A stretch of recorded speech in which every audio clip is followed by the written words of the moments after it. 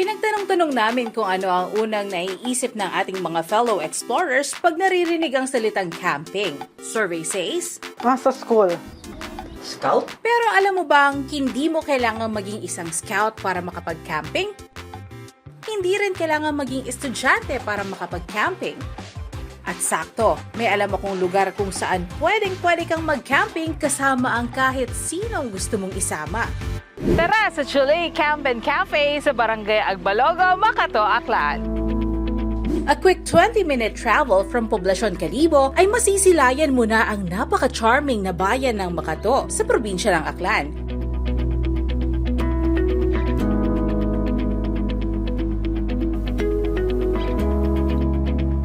Isa itong chill coastal town na may mix ng nature vibes at local character. Ang mga sceneries dito ay parang straight out of an aesthetic feed. Plus, perfect backdrop din ito for your next photo dump. Bukod sa mga tanawin, may rich culture din ang Macato.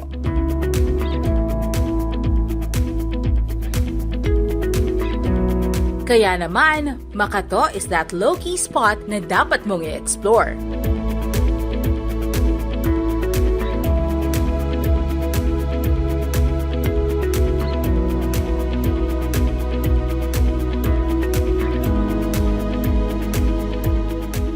Matatagpuan ang Chulay Camp and Cafe dito sa Barangay Agbalogo, na isa sa 18 barangays ng bayan ng Macato. Sasakay ka lang ng tricycle mula sa public market at sa tricycle fare na 50 pesos per person ay mararating mo na ang ating destination.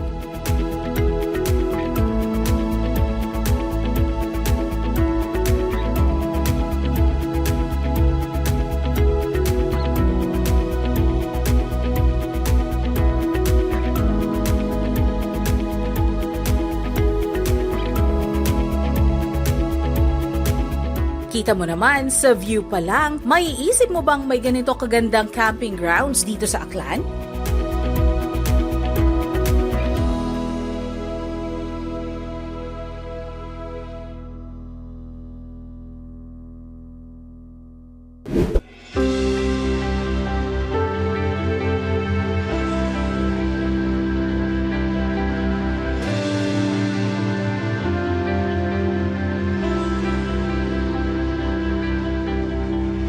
Driving through our memories, hand in hand, you and me, we were making plans to be forever, babe. I know you don't need me, but I see you and me, we can make it happen. Be my forever, babe. Leave the light on for me, oh, honey, let me down slowly. I've never been a dreamer till I met you. I know I don't deserve it, but honey, I mean it. I've never been a dreamer till I met you.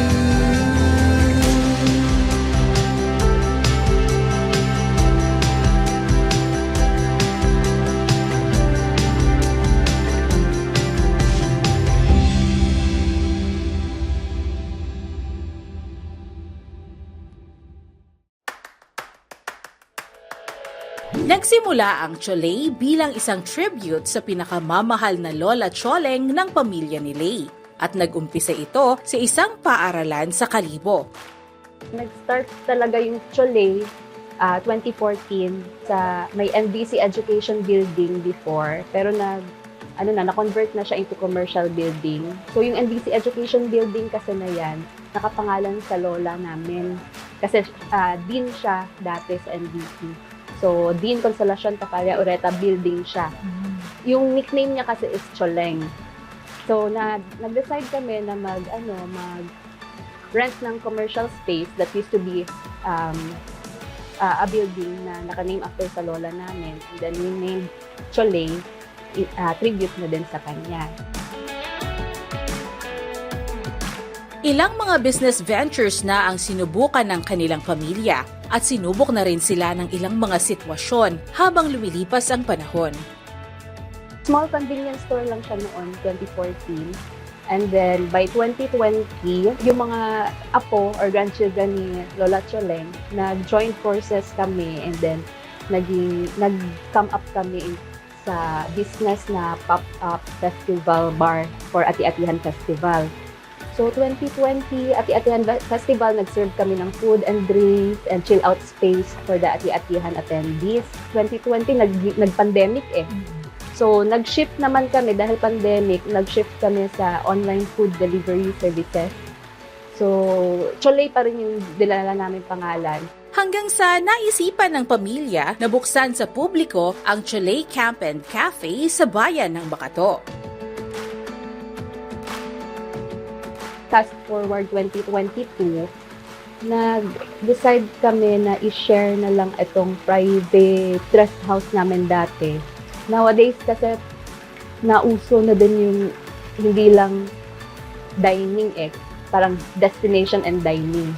So, ayun, since on top of the hills siya, parang maganda na rin siyang gawing campsite. So, we came up with Camp and Cafe. Yung land na rin na to is inherited din from Lola Choleng. Hindi lang siya kasi business parang it's our way of showing or sharing our family story. Must try dito sa Cholay Camp and Cafe ang kanilang infinity pool with a view. At hindi ito basta-bastang view lang ha, dahil mula dito ay may panoramic view ka ng malaking bahagi ng Aklan and beyond.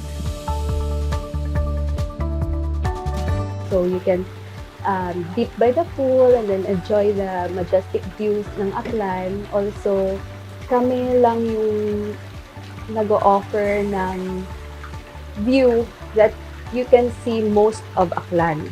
Sa east, nakikita mo dyan, mag-view mo talaga yung Kalibo, Numancia, tsaka yung sea by the horizon ng Hawili, makikita mo. And yung Sibuyan Island, makikita mo din. Mas magical pa siya kasi mabaview mo yun while dipping sa pool. And then, sa west din, nandun din yung mountain. So, parang almost 360 degrees view siya.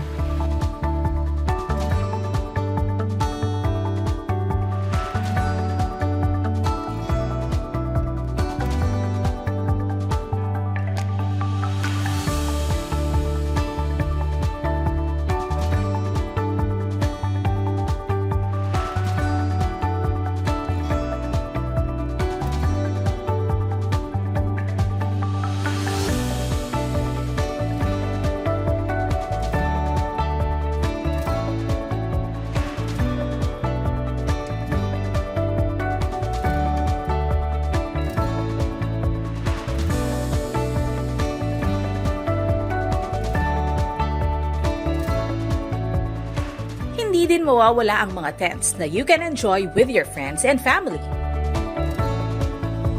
We have tents and mga kubo na for camping and may pang overnight, may pang day trip din. So complete na din siya with bedding. Kung hindi mo naman trip ang mag-tent, meron din naman silang mga kubo na swak for you. So we have kubo planning room. Good for 2 siya.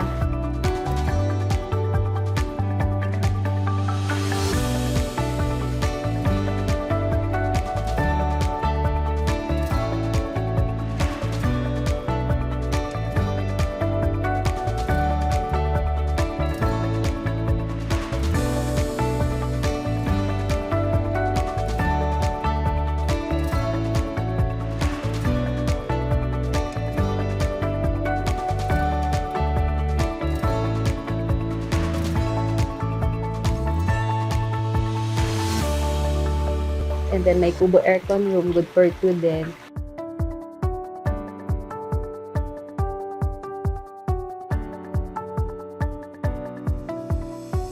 And we have Barkada Kubo with exclusive mini pool siya, so good for 6.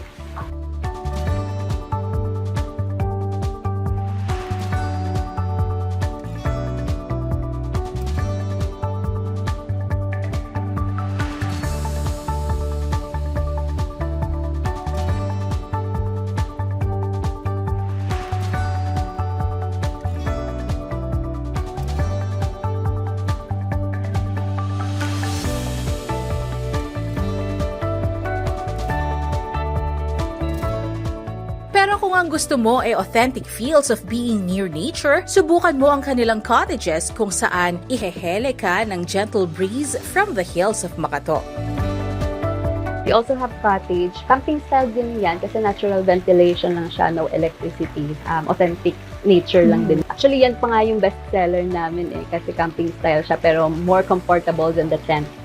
Kasi yung tent pwede sa wind, pag malakas ang hangin at malakas ang ulan. Dito ay ramdam na ramdam mo rin na ikaw ay nasa isang camping trip dahil meron din silang trail for trekking.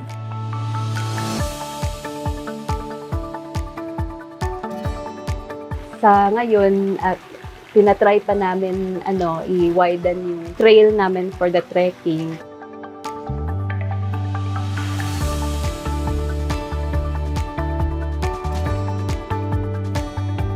Para naman sa may mga events at gusto ng nature aesthetic for their backdrop, pwedeng-pwede mo itong gawin dito sa Chole. We have pavilion for small events siya, maximum of 30 packs. We also offer our outdoor ground, especially sa mga nature lovers na gusto magpa-event na yung backdrop nyo is nature lang. Ayun. So, yun yung offers namin. Outdoor ground and yung pavilion.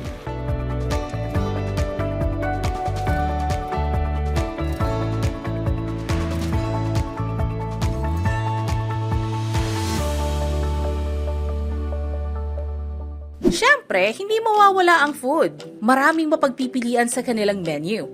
At meron sila ditong mga pagkaing banyaga at bago man sa ating mga pandinig, tsak namang magugustuhan ng ating mga panlasa. We have our in-house restaurant. A variety of food sa menu namin and we're still upgrading it.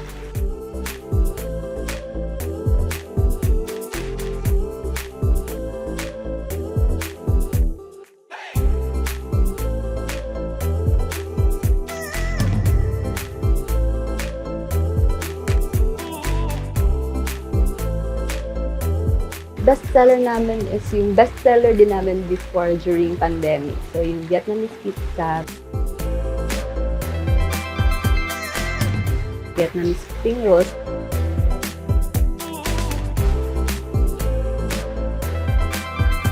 and mango suman.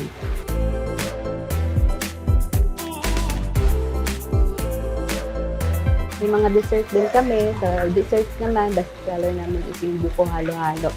They also serve authentic Aklanon dishes na talagang hahanap-hanapin mo dahil sa sobrang sarap.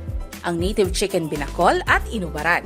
Sa sobrang fresh, ang mga pagkain na ito ay sinuserve nilang literally from farm to table.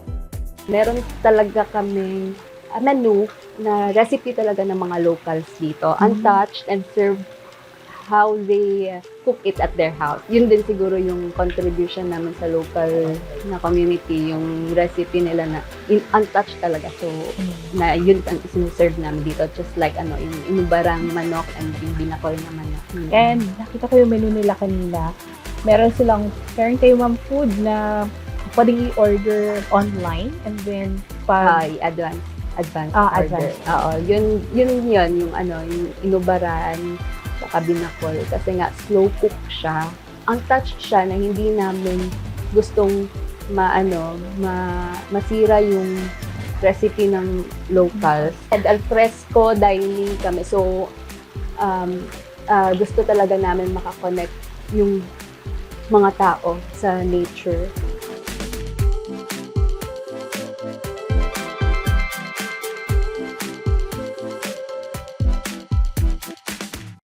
Sa pagbabahagi ng legacy ni Lola Choleng sa publiko ay nakatulong sina Lay sa kanilang komunidad, sa environment at naging mas mahigpit at mas matatag ang relasyon nila sa kanilang mga kapamilya. Naka-contribute talaga kami sa local community kasi first is nakapagbigay kami ng job opportunities kasi yung entire team namin from the locals of Barangay Agbalogo. Yung land na to, before, puro gogon grass lang siya. So, madami na rin kami na-plant na trees. And also, kasi as much as possible, tinatry talaga namin na kunin yung mga skills and products ng local. So, tulad ng dishwashing soap na ginagawa namin, supplied by the locals. So, dagdag din sa kanila, kita. Naging tighter kami na cousins and mga siblings ko kasi kami din mismo tumututok dito mula pa sa dati namin mga trinay na business. So, hands-on talaga kami up until now. So, yun, yung bonding, yung connection namin as a family, hindi talaga nawala for 10 years. Dito sa Chole Camp and Cafe, ramdam na ramdam ang aesthetic na simplicity is beauty. And also classy. Simple man ang pamumuhay dito, hindi naman matatawaran ang mga alaalang mabubuo sa napakagandang lugar na to. Nag-promote talaga kami ng simple living, architecture na nagbe-blend with nature. Kasi parang gusto namin i-advocate na simple living is also as beautiful as luxury life. Kaya ng simpleng buhay, feeling ng luxury. And ang maganda dito sa placing nyo is simple living at the same time mas napapalapit ka talaga sa Nature, yes. Madami na rin ngayon na mga nature escape by the mountains, by the hills. Pero I can say na dito kasi more accessible siya. Kasi concrete na rin yung road papunta dito. And yun, it's more of the experience, I can say. Memories na magagawa nyo dito. Madami kayong pwedeng gawin na memories dito with your family and friends.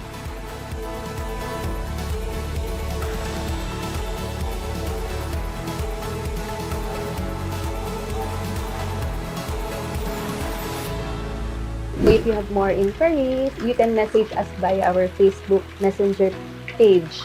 Search nyo lang po yung Chole Camp and Cafe. We are inviting you to visit and experience nature here at Chole Camp and Cafe.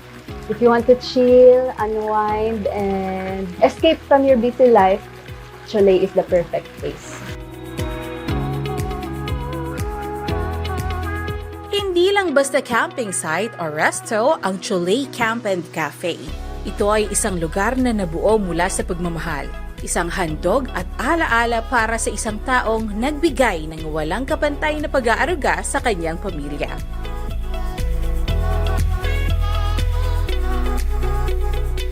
At mararamdaman mo ang pagmamahal na ito sa simoy ng hangin, sa masarap na pagkain, at sa mga alaalang na pagsasalu-saluhan sa kahanga-hangang lugar na ito. Dito, bawat tanawin ay paalala na minsan ang tunay na ganda ay nasa mga payak na bagay.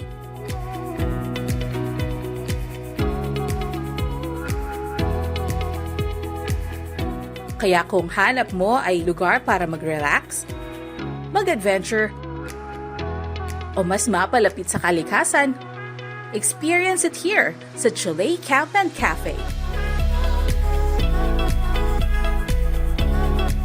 Isa itong tunay na budget-friendly, pang-bucket list, at spot-on destination sa Barangay Agbalogo, Macato, Aklan that reminds us that simple moments can last a lifetime.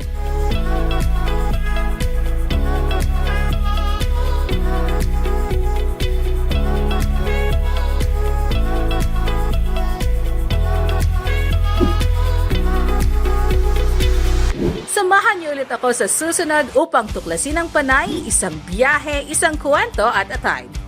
Ako si Peach Ledesma at ako ang inyong Panay Explorer.